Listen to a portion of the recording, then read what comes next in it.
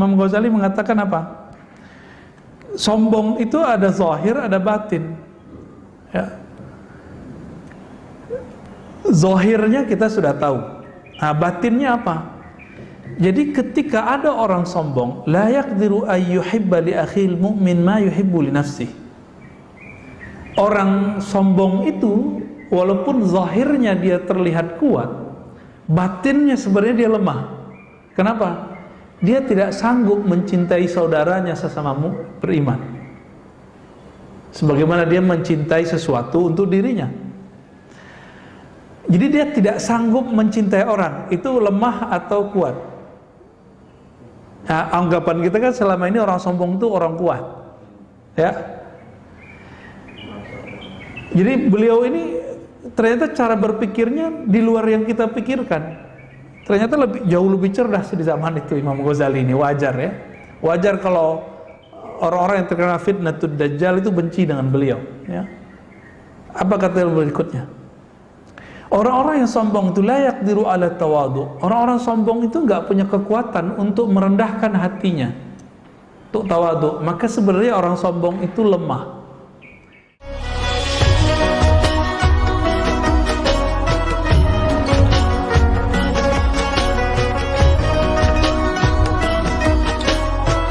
Tidak akan diterima. Ya, ini karakter orang-orangnya. Dan Allah Subhanahu wa ta'ala seakan-akan ingin memberi pesan kepada kita bahwa kalbu orang-orang yang di dalamnya ada kibr ini itu seperti terkunci. Cuma bedanya kuncian ini beda dengan khatama. Kalau khatama udah dikunci mati. Khatamallahu ala qulubihim, itu ke orang kafir. Allah khatam. Khatam itu sudah ditutup, sudah selesai. Tapi kalau ini dengan lafaz taba'a, taba'a yatbi'u, kadzalika yatbi'u Allahu ala kulli qalbin mutakabbirin jabbar. Kulli qalbi mutakabbirin jabbar, ya. Ini surat Ghafir ayat 35. Kadzalika yatba'u Allahu ala kulli qalbi mutakabbirin jabbar. Demikianlah Allah menutup. Nah, belum dikunci, ditutup.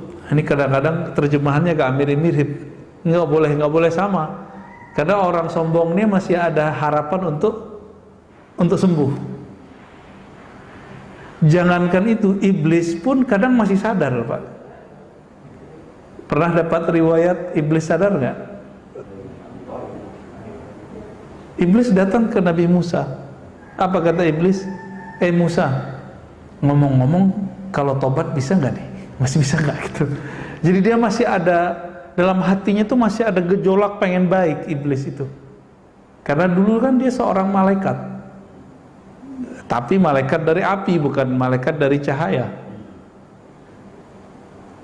Apa kata Musa? Nabi Musa alaihissalam, bisa dong, kenapa nggak bisa?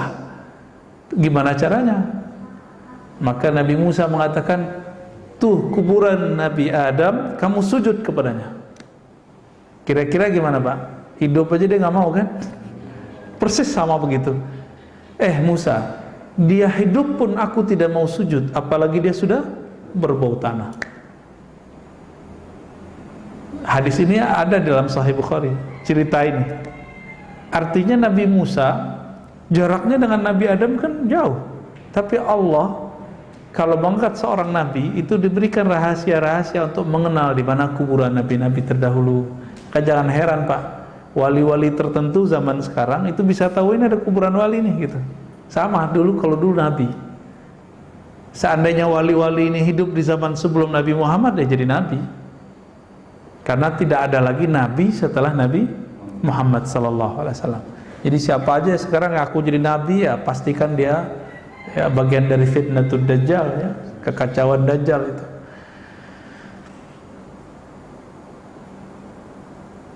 Dan dalam surah Al-Ghafir ayat 60 itu ada ancaman, innal ladzina istakbiruna an ibadati. Sesungguhnya orang-orang yang masih merasa sombong, merasa besar sehingga dia tidak mau menyembahku, mengenalku. Sayadkhuluna jahannama dakhirin. Mereka akan masuk ke dalam Jahannam. Jahannam itu bahasa Aramaik lama berarti nar, neraka, sama. Jahannam. Sampai sekarang orang-orang Yahudi itu menggunakan istilah itu untuk menyebutkan api. Jahannam, ya, atau Jahannam. Jadi bahasa Indonesia ya, Jahannam gitu ya. Nah, ini surat Ghafir. Lalu ternyata di hadis Nabi ada kalimat yang lebih rigid. Apa kata Nabi? Ini ada dalam Sahih Bukhari dan Muslim. La yadkhulul jannah, tidak akan menapaki surga, man kana fi qalbihi mithqala dzarratin min kibr. Siapa saja yang tersimpan di kalbunya sebiji zarah, sebesar atom, ada rasa kibr, rasa dirinya besar. Dengan yang akan kita sebutkan nanti, 7 hal tadi. 7 hal ini nyantol di kalbu, kita merasa lebih dari orang karena 3 hal tadi, 7 hal tadi, udah gak bisa masuk surga. Sampai itu dibakar dulu dalam neraka, mungkin kalau Allah ampuni baru bisa masuk. Tapi surat Ghafir ayat 60 itu sudah garansi pasti masuk neraka, bukan garansi masuk surga, Pak. Jadi jaminan masuk neraka bagi orang yang sombong, ya. Tapi sombongnya ini sudah sampai level yastakbiruna an ibadati. Mereka sombong, enggan dari menyembahku, mengenalku. Jadi sombong ini ada tingkatan-tingkatannya nanti. Iblis itu ternyata punya dosa masa lalu. Sebelum iblis itu tidak sujud kepada Nabi Adam, itu ada dosa sebelumnya, Pak. Jadi iblis, dia tugasnya apa dulu? Nama Arabnya itu Haris dan Khazin, dua pangkatnya. Haris penjaga surga, Khazin pemegang khazanah surga. Khazanah artinya apa? Simpanan berharga dalam surga. Itu yang megang siapa? Itu iblis, dulu namanya Azazil. Azazil ini bahasa lama, bahasa Aramaik, bahasa Ibrani lah ya. Azazil artinya hamba Allah yang perkasa, artinya emang hebat. Awalnya iblis itu, Azazil ini dia beribadah di bumi, lalu Allah diangkat, akhirnya dia bisa memimpin sekelompok malaikat, bahkan beberapa malaikat menyembah Allah. Lalu sampai di Sidratul Muntaha, dekat itu kan ada surga, maka dijadikan sebagai ya malaikat surga lah. Nah, maka karena dia sudah bertahun-tahun, kalau bahasa kita mungkin jutaan tahun kali ya, sudah jutaan tahun iblis itu beribadah. Maka di situ muncul perasaan dia merasa dia benar, merasa suci. Maka dia pernah berpikir untuk sesekali mencoba kebesaran Allah. Maka Allah jawab. Nah, di hadis qudsinya cuma muncul kalimat ujung di hadis qudsi, tapi kisah ini gak disebutkan di hadis qudsi itu. Al-kibriya'u ridai. Allah Ta'ala berfirman dalam hadis qudsi, hadisnya sahih. Kibriya, kebesaran, kesombongan itu adalah ridaku. Ini namanya rida. Biasanya kalau para habaib itu naruhnya di begini naruhnya. Cuma kalau saya lebih nyaman begini. Ya, nutupin leher dikit biar nggak kena tembakan AC, Pak. Wal azamatu izari, dan keagungan itu adalah sarungku. Ya, Allah kan nggak pakai pakaian seperti bayangan kita. Ini bahasa-bahasa ilahiyah lah. Ya, maksudnya Allah yang lebih faham.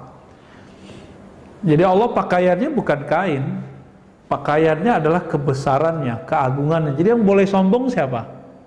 Allah doang. Jadi di dunia ini, di langit dan bumi, bahkan di alam semesta semuanya, yang boleh sombong itu cuma Allah. Yang merasa dirinya besar, dirinya pantas dihargai itu cuma Allah. Nah, sekarang si Azazil ingin dihargai oleh malaikat, gitu. Maka Allah tegur dia kalimat ini. Jadi ini sebenarnya kalam sudah lama Allah turunkan kepada para malaikat, nggak ditangkap sama iblis. Maka ketika perintah berikut ujian kepada Azazil, sujudlah fasjudu li Adama, sujudlah kepada Adam, ya. Maka dia tidak sujud. Yang lain sujud, dia nggak sujud. Nah, begitu iblis itu. Masa saya harus sujud kepada yang diciptakan dari tanah? Dia nggak ngelihat siapa yang nyuruh sujud. Yang nyuruh sujud siapa? Allah Subhanahu wa ta'ala.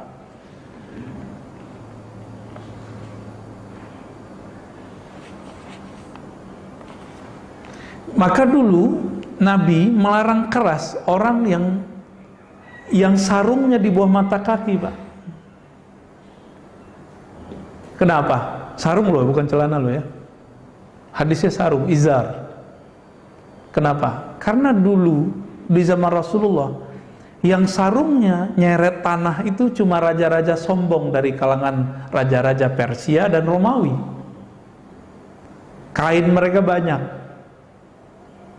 Nah, orang Arab melihat tradisi itu ketika mereka berdagang, dibawalah oleh Abu Jahal, Abu Lahab. Maka kalau mereka sholat, begitu juga munafik Abdullah bin Ubay di Madinah, maka kalau mereka sholat, sarungnya itu ya nyeret lantai, Pak, tanah. Ketika dia sholat, Abdullah bin Ubay itu bukan merasakan keagungan ruku, keagungan sujud, tapi dia menyaksikan, wah sarung saya bagus ya, samping saya sarungnya sarung miskin. Orang-orang miskin ini di samping payah umat Muhammad ini, orang-orang miskin. Perasaan dia begitu. Maka Nabi nggak sebut nama. Kenapa? Karena munafik ini kan tersembunyi. Kita nggak boleh bilang munafik itu nggak boleh. Nah, walaupun 2018-19 itu orang sering ngomong begitu, Pak. Cuma karena beda pilihan politik. Ya, ini saya ulang-ulang terus, Pak. Ya. Kenapa iman itu tidak memasukkan pilihan politik? Karena pilihan politik itu selalu berubah-ubah, sedangkan iman itu cuma satu. Ya, iman di kolbu nggak boleh naik, nggak boleh nambah, nggak boleh turun. Tapi iman yang ada pada jasad kita itu bisa naik, bisa turun. Nah, maka jangan masuk-masukkan bab itu. Nah, Abdullah bin Ubay dan orang-orang munafik ini Nabi nggak sebutkan. Bahkan ketika mereka mati, Nabi masih sholatkan. Ya, Abdullah bin Ubay itu meninggal, Nabi sholatin, Pak. Sampai kemudian turun ayat melarang sholat kepada Abdullah bin Ubay. Itu kalau sholat merhatiin sarungnya. Sarung bagus juga nih, gitu. Maka sekarang siapa yang merasa takjub dengan pakaiannya, mau jingkrang mau di bawah mata kaki, tapi dia takjub nih, itu namanya batran atau khuyala. Dia berkhayal lagi sholat bahwa dirinya lebih baik. Kalau dulu zaman-zaman Nabi, orang merasa dirinya baik karena pakaiannya, pakaian zahirnya. Maka Nabi larang. Allah itu nggak pandang sholat orang begini, karena dia sholatnya berkhayal dirinya baik, dirinya kaya. Kalau sombong karena pakaian itu haram, bagaimana dengan sombong karena ilmu? Saya jingkrang nih, misalnya sarung saya nih, terus saya merasa, wah gua doang yang jingkrang nih, samping kayaknya neraka semua nih ya. Oh, sarungnya di bawah mata kaki nih, celananya di bawah mata kaki nih. Sama, Pak, sama itu. Berarti dia melewati kesombongan. Jadi dia nggak sombong secara pakaian, tapi dia sombong secara fikrohnya.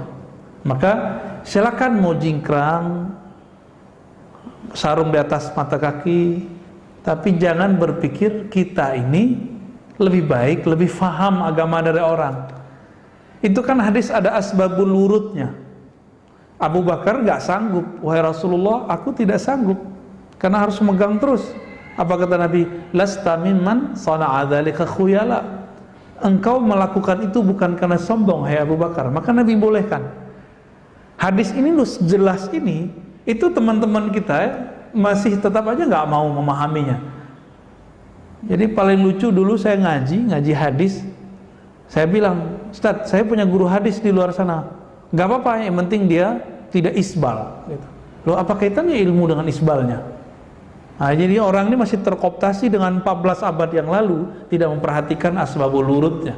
Dulu kain itu mahal, Pak. Coba tanya ke bapak-bapak yang dulu pernah hidup tahun-tahun 50-an, 60-an, 70-an, beli sarung mahal nggak, Pak? Ingat-ingat sekarang kan murah sarung. 50.000 udah bisa pakai Lazada ya.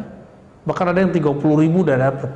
Zaman-zaman dulu enggak. Saya tanya ke bapak saya, dulu dapat sarung kapan aja, Pak? Ya paling pas mau Ramadan atau mau hari raya, itu baru sanggup tuh. Kalau sekarang enggak ya. Sekarang di lemari di rumah saya itu numpuk sarung tuh banyak sekali, sampai bingung kita mau makainya mana, Pak. Akhirnya mana yang biasa keambil itu keambil lagi.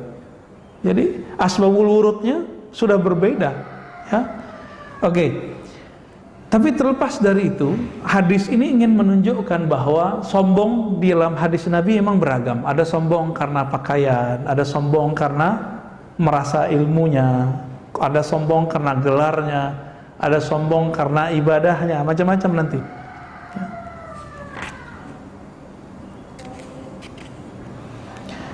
Dan apa yang bikin saya kaget di kitab ini, jadi beliau menyebutkan haqiqatul kibri wa afatuh.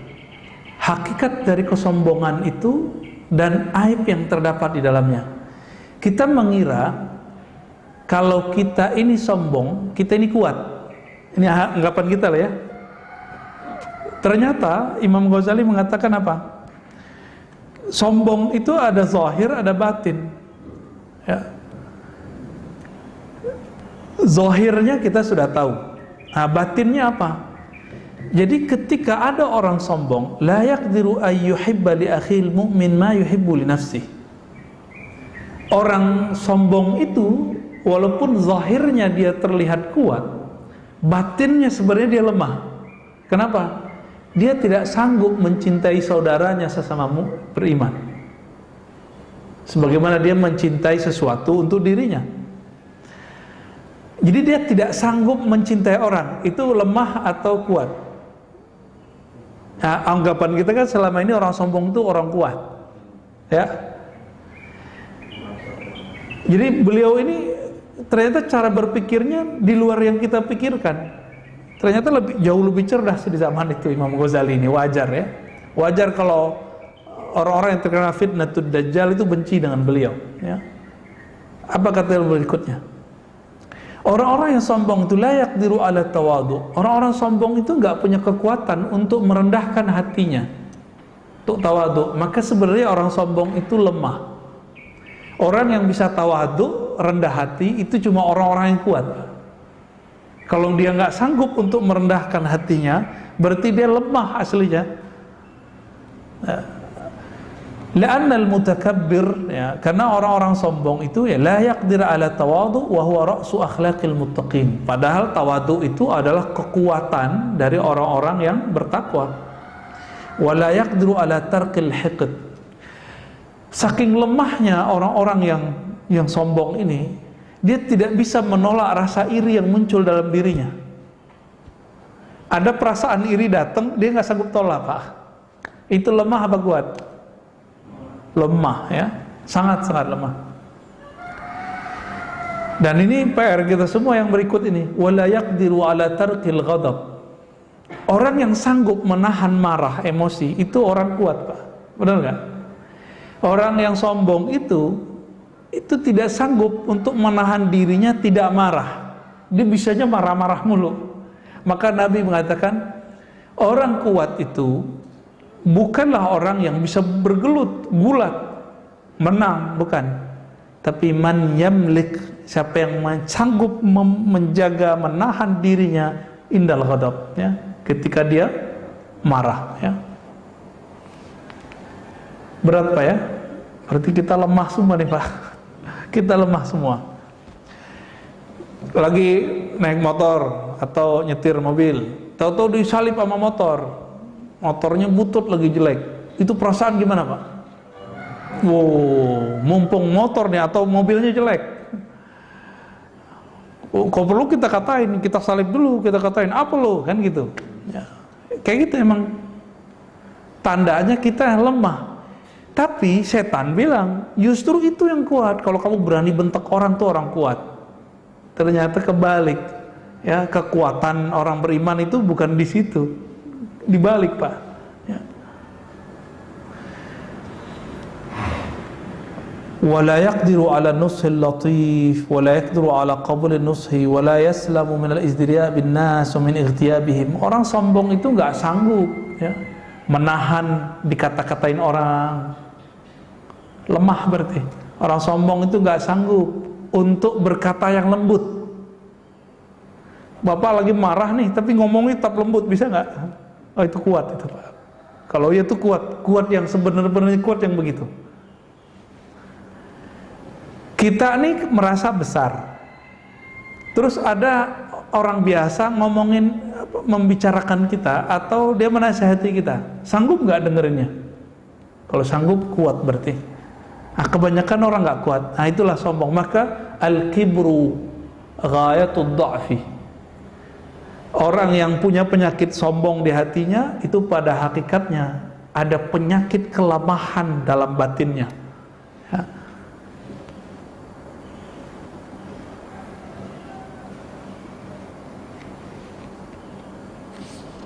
Ini sangat banyak pembahasannya, kita langsung loncat ke fasal berikutnya. Apa kata beliau? Yang membuat orang bisa sombong itu ada diniyun wa dunyawiyun. Ada perkara agama, ada perkara duniawi. Perkara agama dua aja, berilmu sama beramal. Itu perkara agama. Benar gak, Pak? Maka coba lihat nih, betapa hebatnya syaitan itu menjerumuskan orang berilmu lalu dia sombong. Ya, benar ya. Baik orang yang sudah lama ngaji, jadi kiai, jadi santri, ataupun yang baru ngaji, lagi tren ngaji nih, ya, baru hijrah, baru tobat istilahnya, itu perasaan dia merasa tahu itu akan kuat. Nah, kita kalau ngelihat orang begitu, nggak usah dilayani, Pak, debat. Biasa aja. Saya ditantang sama anak STM sering, Pak. Ya. Apa lo, Ustadz apaan lo gitu ya. Saya nih tamatan umum, saya berani nantang ente debat. Ya kita nggak usah hadapin yang gitu-gitu. Kalau kita kuat, ya kita doain aja. Kita berdoa untuk diri kita sendiri, selamat, dan untuk dia juga. Itu lagi proses hijrah itu, proses lagi ngaji. Kita kan dulu begitu juga. Ya, sama 11-12 sama dia. Banyak, Pak, yang begitu. Ya. Mau langsung ketemu saya, mau lihat sosmed itu banyak yang gitu begitu. Ya, mau layani Pak gitu-gitu. Kalau kita layani yang begitu, itu tanda kita kuat atau tanda kita lemah? Lemah, buang-buang waktu lagi kan. Ada yang amal. Jadi orang-orang yang beragama itu ilmunya. Nah, kalau kiai itu di situ, orang baru ngaji itu di situ, ya. Kemudian yang kedua amal. Maka mohon maaf nih, gelar-gelar Pak Haji itu bisa bikin sombong loh, Pak. Hati-hati, Pak.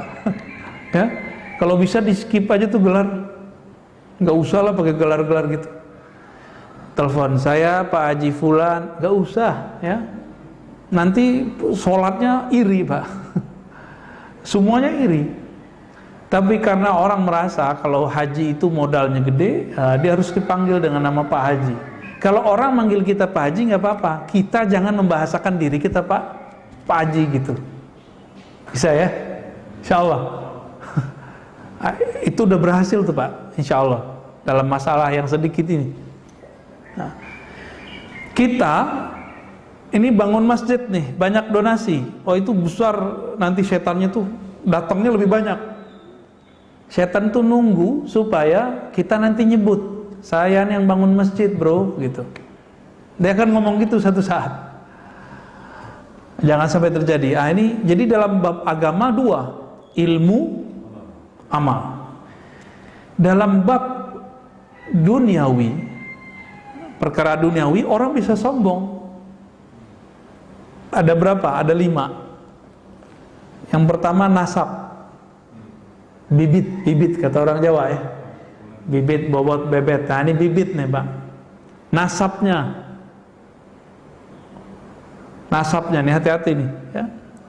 Oh saya masih Raden, saya masih apa Pak? Darah biru. Pas dicek darahnya merah juga Pak. Pas dibekam hitam ya, sama aja. Yang kedua, al-jamal, paras yang bagus. Kalau laki-laki ya gagah ganteng lah. Kalau perempuan cantik. Bener ya? Kenapa public figure itu mau melakukan berbagai treatment untuk wajahnya, mau laki perempuan sama? Karena itu bagian dari brandingnya, bagian dari proyek pekerjaannya. Bener ya? Kenapa di sekarang ini di Korea Selatan itu rame operasi wajah, ya, operasi plastik. Hidung orang Korea kan nggak mancung-mancung, Pak. Ya sama kayak kita, sama kayak kita. Loh sekarang mancung-mancung. Orang Korea itu wajahnya bulat-bulat, sekarang lonjong-lonjong, oval. Itu mereka kenapa bisa begitu? Ya karena wajah ini memang sesuatu. Nabi Yusuf itu dalam riwayatnya disebutkan beliau itu pernah bercermin dan mengagumi wajahnya. Ini kalau dijual berapa nih gitu Pak? Kalau saya ini jadi budak nih kira-kira begitu terbersit di hatinya. Benar kan dia jadiin budak kan habis itu? Nah, tapi ya itu skenario Allah semua lah ya.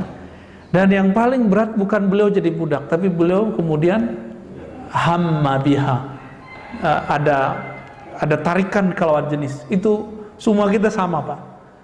Mau itu ustadz, mau hafal Quran, bolak-balik sama aja dia hafal Quran.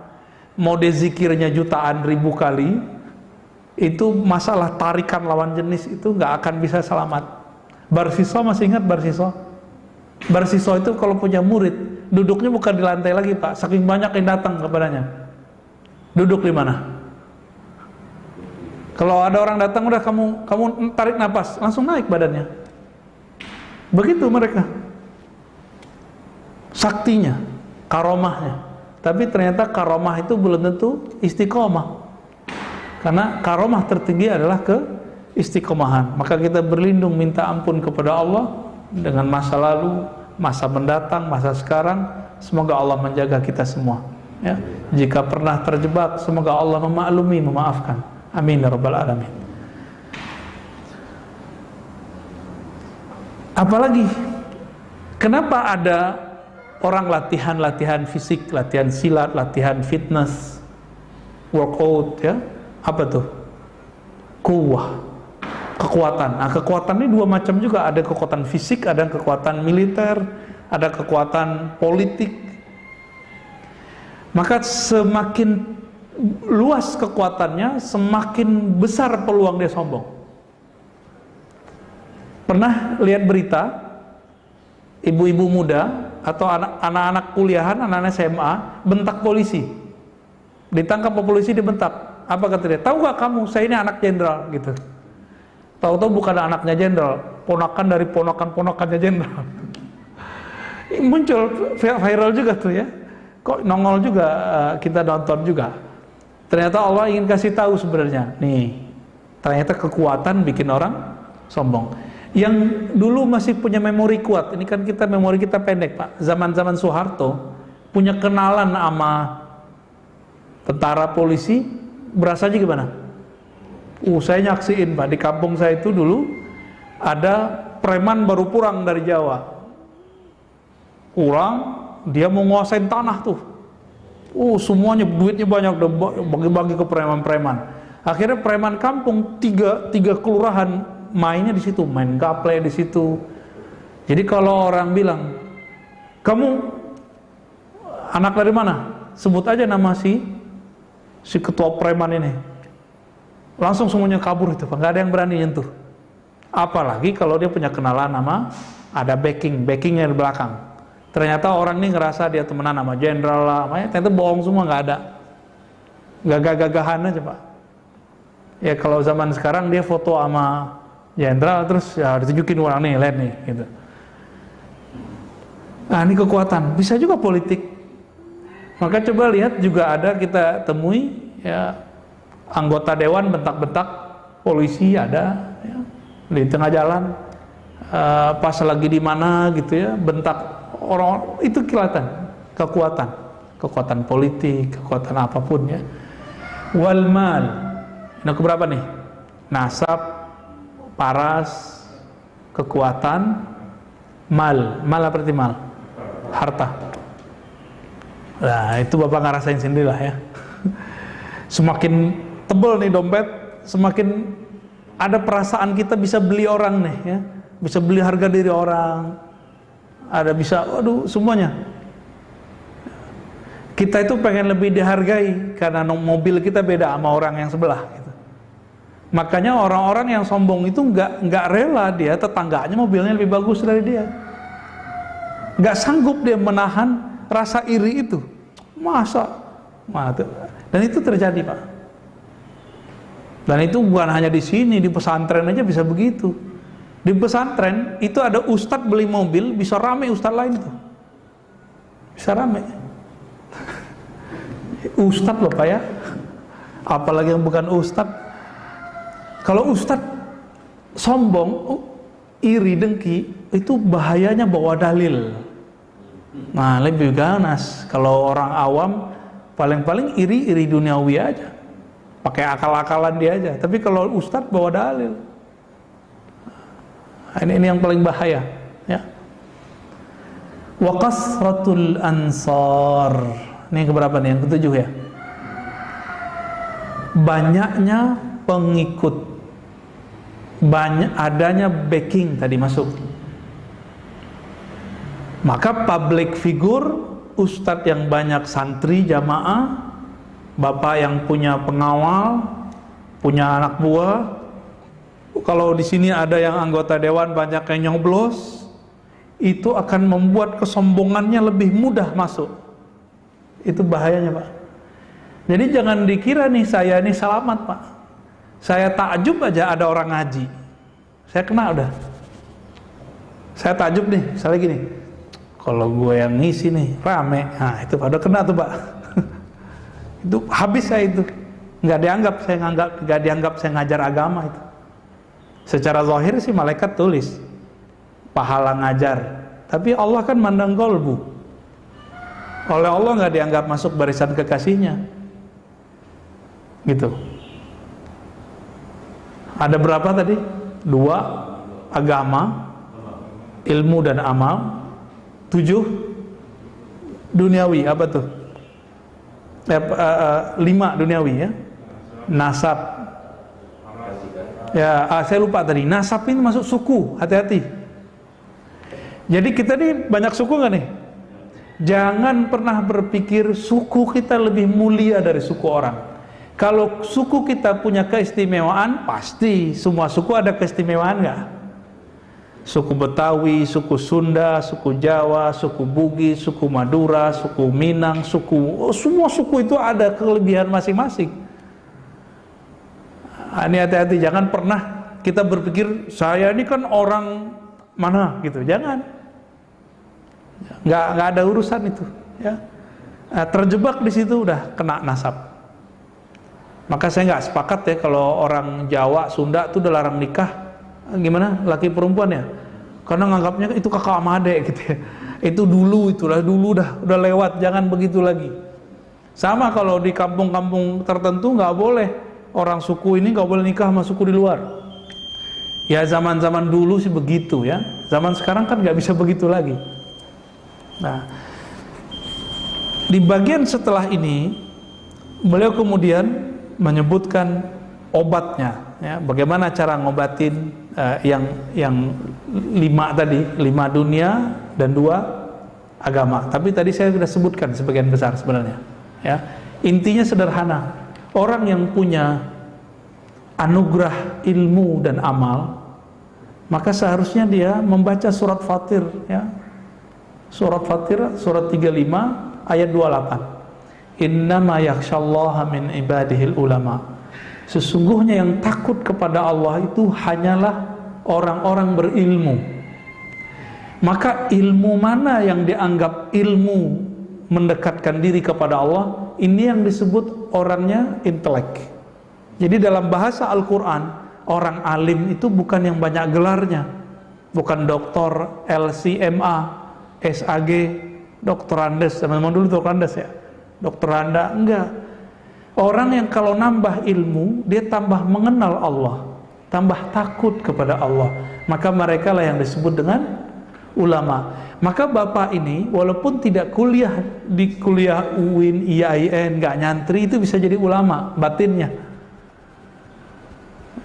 Bisa nggak jadi ulama? Bisa.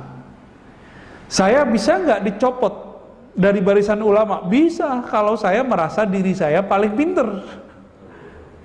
Saya merasa berilmu sedikit aja Pak, ini bahaya. Saya udah di ujung tanduk udah. Maka setiap kali selesai ngajar dan sebelum ngajar, saya itu minta ampun dan minta perlindungan dulu kepada Allah. Ya Allah, jangan sampai saya ngajar lalu ada perasaan merasa sesuatu. Makanya saya sebelum doa, sebelum ngajar, diam dulu nggak? Ya, itu sebenarnya untuk mengkondisikan hati supaya tidak ada perasaan-perasaan itu.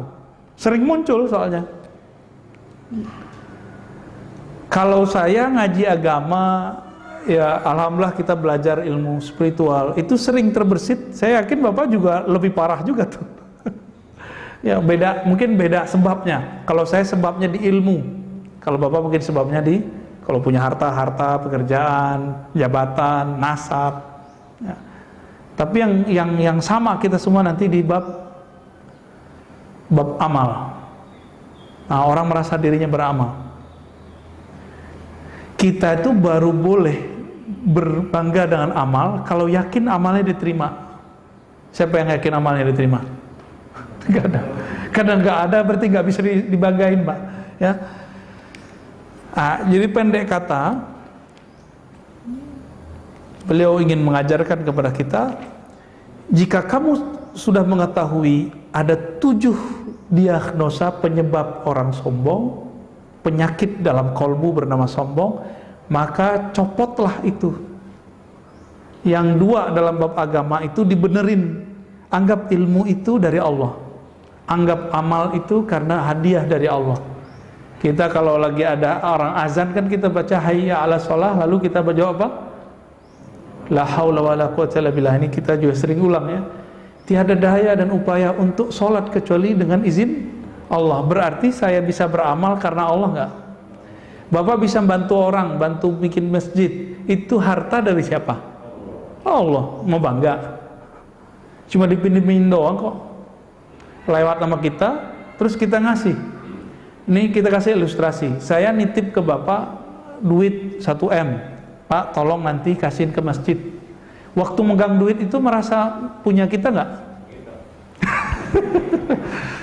Kalau kita merasa ini punya saya loh gitu. Sama kayak Bapak saya pinjamin mobil bagus, harga 3M, dipinjem. Jalan ketemu temannya di kafe, dia bilang, "Weh, lu mobilnya bagus ya?" "Iya, nih mobil gue nih baru beli." Itu orang tahu diri nggak tuh? Nggak tahu diri. Maka orang sombong itu nggak tahu diri.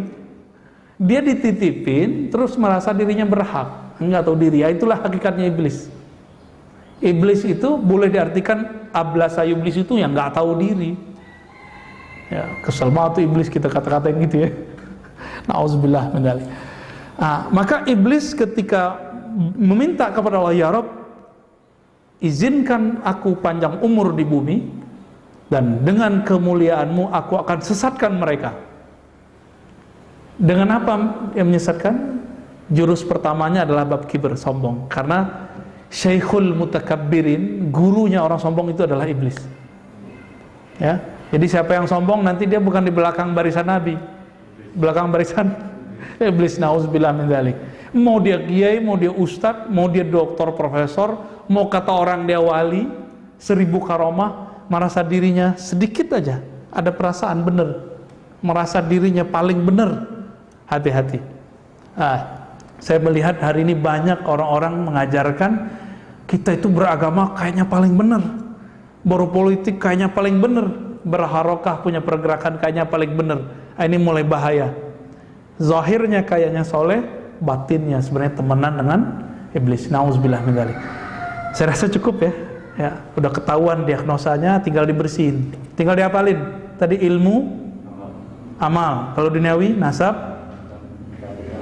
paras, kekuatan, harta, kasratul ansar, banyak follower, banyak teman, banyak backing.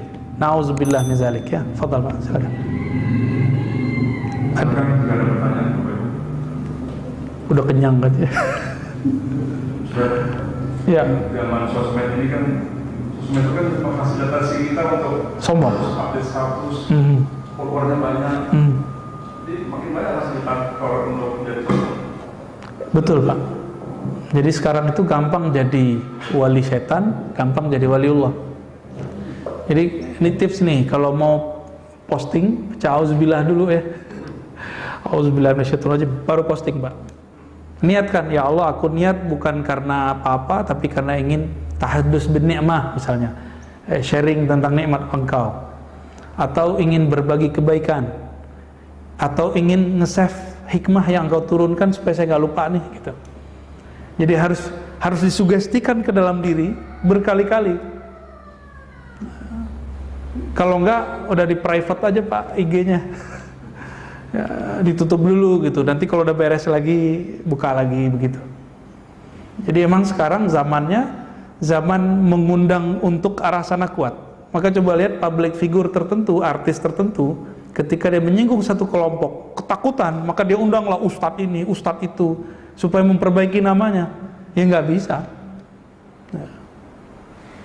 Nah, kalau sudah begini gawat Pak. Apa gawatnya? Nanti dia akan mengikuti selera followernya, selera pasar. Nah, ini gawatnya orang-orang yang kiber itu. Maka orang-orang sombong itu sebenarnya bukanlah orang kuat, tapi dia orang lemah. Karena dia harus mengikuti selera pasar. Pengikutnya mau lagi trending ini nih, dia tidak bisa membuat trending baru, tapi dia bisanya ngikutin trending. Nah, Nabi Muhammad itu kan buat trending baru Pak. Orang nyembah berhala belum ngajarin gak nyembah berhala. Ya, orang ngajarin kalau ketemu tuh ya kalau minum bukan minum kopi, minum tua. Belum ngajarin nggak begitu. Jadi beda di zaman Nabi. Maka Nabi mengatakan sebaik-baik rumah adalah rumah yang terasa luas. Bukan berarti rumah kita harus gede, tapi rumah kita terasa luas, kita nyaman di rumah. Maka sebaik-baik sosmed yang tidak terlalu sering kita pasang status lah, ya. Biar nggak terlalu merasa besar kepala ketika banyak follower. Ini ceknya satu aja Pak. Sedih, sakit hati, terpuruk nggak kalau ada orang unlike? Girang, melayang nggak kalau ada orang like? Senang biasa boleh, sedih sedikit boleh, tapi kalau girangnya berlebihan, sedihnya terpuruk, berarti belum pantas pakai sosmed. Sebenarnya begitu ya. Tapi kalau kita udah nggak takut dikata-katain orang, ya apa udah hantam aja Pak, lanjut aja tuh. Ya, gimana? Kalau yang terjemahan kita kan ada. Sepertinya ini ada terjemahannya. Ya, ini kan Mau'izatul Mu'minin, Mukhtasar Syekh Al-Qasimi namanya. Jadi nanti kalau cari Muhammad Jamaluddin Al-Qasimi Dimashqi, nanti saya fotoin deh ke Ustaz ya. Kalau yang ada di Lazada apa tuh Tokopedia ya, itu ada terjemahannya. Cuma saya nggak tahu itu terjemahan dari saudaranya Imam Ghazali, Imam Ahmad Ghazali, atau sudah ringkasan ini. Ini ringkasan ini ada kelebihannya, lebih teratur. Syekh Jamaluddin Al-Qasimi.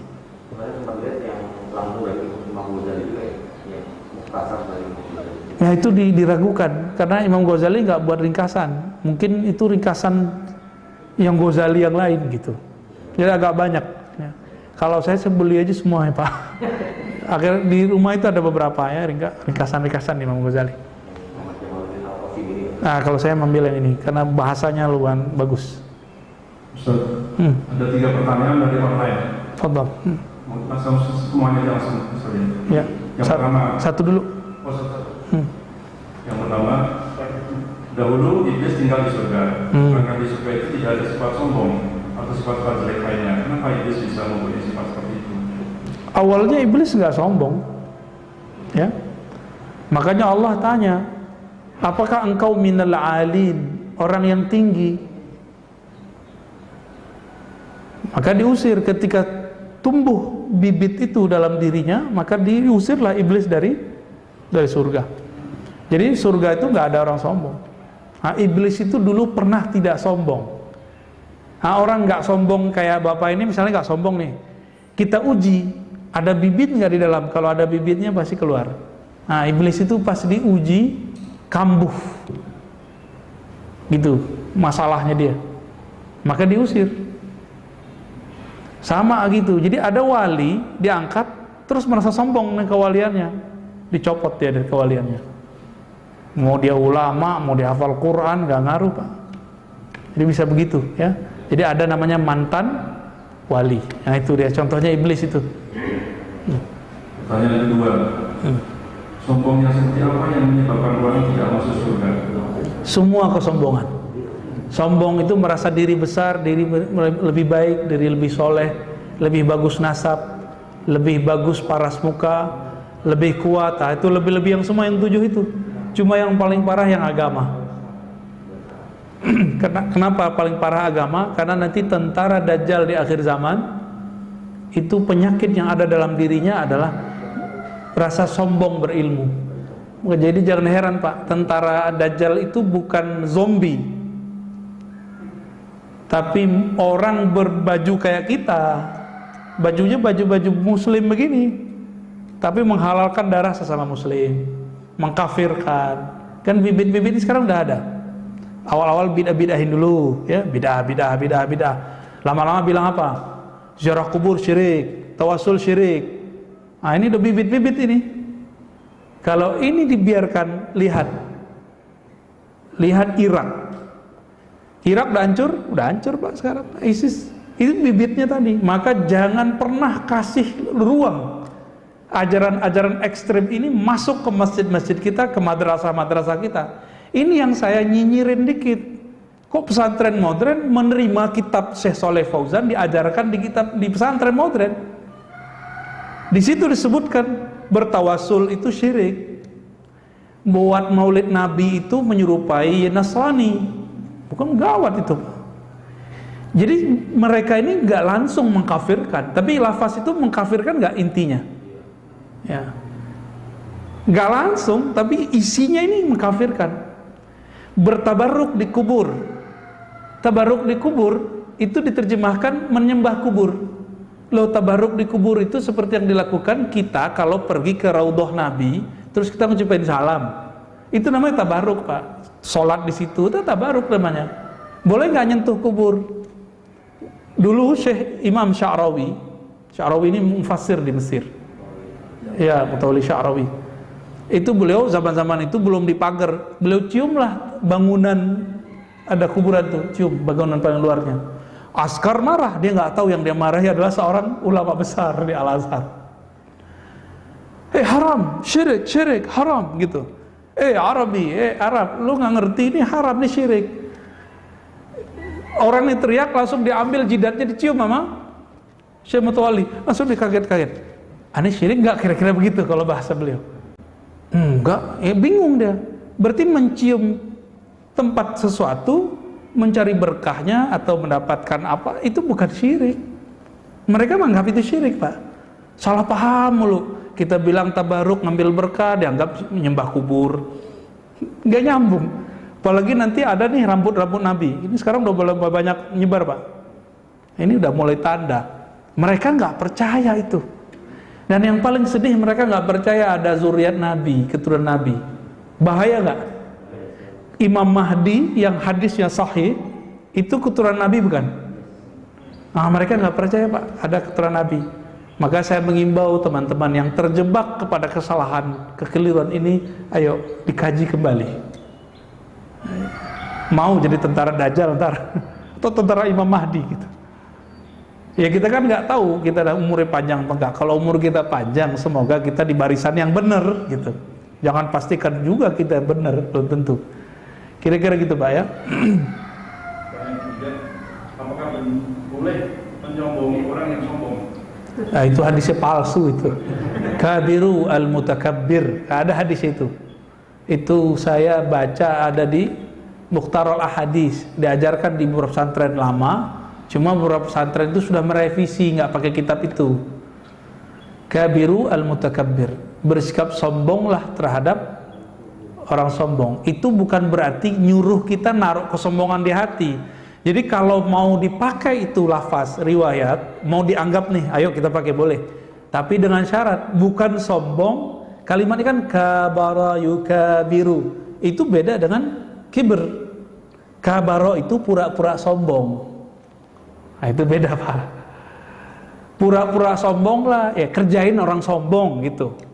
Boleh nggak ngerjain orang sombong? Boleh Pak. Kerjain madalil kalau dia masalah agama. Kalau dia belagu masalah harta, kerjain aja. Pura-pura ya pengen ditraktir kayak apa kayak gitu. Itu maksudnya kabiru itu. Jadi bukan dia pakai Fortuner, bapak pakai Fortuner 2 gitu, bukan. Nggak nyambung itu. Bukan begitu maksudnya ya. Jadi kabiru al-mutakabbir itu bukan hadis yang sahih. Itu pertama. Itu perkataan asar lah, asar ulama salafus saleh. Dan maknanya bukan menaruh kesombongan di hati, tapi pura-pura atau belaga ngerjain orang sombong. Jadi kalau terjemahan saya gimana? Kalau bahasa gaulnya enak sih Pak, kerjain orang sombong gitu. Bahasa bakunya apa Pak? Itu bahasa gaul gitu Pak. Kita udah kena ngomong begini tiap hari, jadi susah juga dengan bahasa Indonesia yang EYD ya. Apa Pak? Kerjain orang sombong. Kerjain orang sombong. Waduh, susah juga bahasa Indonesia, nggak lolos nih bahasa Indonesianya nih. Ya kira-kira begitu. Jadi kerjainlah itu orang sombong, tapi jangan taruh kesombongan di dalam hati. Siapa yang boleh melakukan itu? Hanya 2 orang. Pertama, sahabat yang sayang, cinta ke saudaranya, yang saudaranya ini terjebak sombong. Yang kedua, guru mendidik muridnya. Cuma 2 orang itu. Di luar itu nggak boleh ngerjain. Nanti kita malah yang sombong-sombong.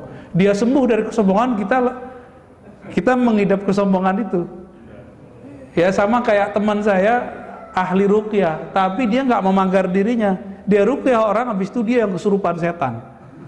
Dia nggak kesurupan jin, Pak, kesurupan setan. Setan sombong. Setan sombong, maka dia merasa paling benar. Karena nggak mager kolbunya. Merasa udah mengislamkan banyak jin. Merasa dirinya metode ruqyahnya udah paling benar. Ada orang kritik dikit dianggap salah. Wah, itu udah kena tuh. Bukan kesurupan jin dia, kesurupan setan. Nah, kalau setan yang kesurupan lebih bahaya daripada jin. Jin bacain dikit beres. Kalau setan dibacain mau bilang, "Gue juga tahu." Gitu. Kan repot Pak jadi. Terakhir. Bijaknya menghadapi orang yang sombong atau membanggakan diri. Ya sama kayak tadi ya, cara menghadapi orang sombong. Kalau kita sahabat dia yang sayang sama dia, maka kerjain. Nah, ngerjain itu niatnya adalah menasihati dia. Atau kita sebagai gurunya. Saya dulu waktu masih nyantri, mahasiswa, saya sombongnya bukan main. Karena dulu hampir tiap hari menghafalkan hadis Pak. Jadi hafalan hadisnya waktu itu banyak sekali. Dan itu diniatkan untuk mendebat orang.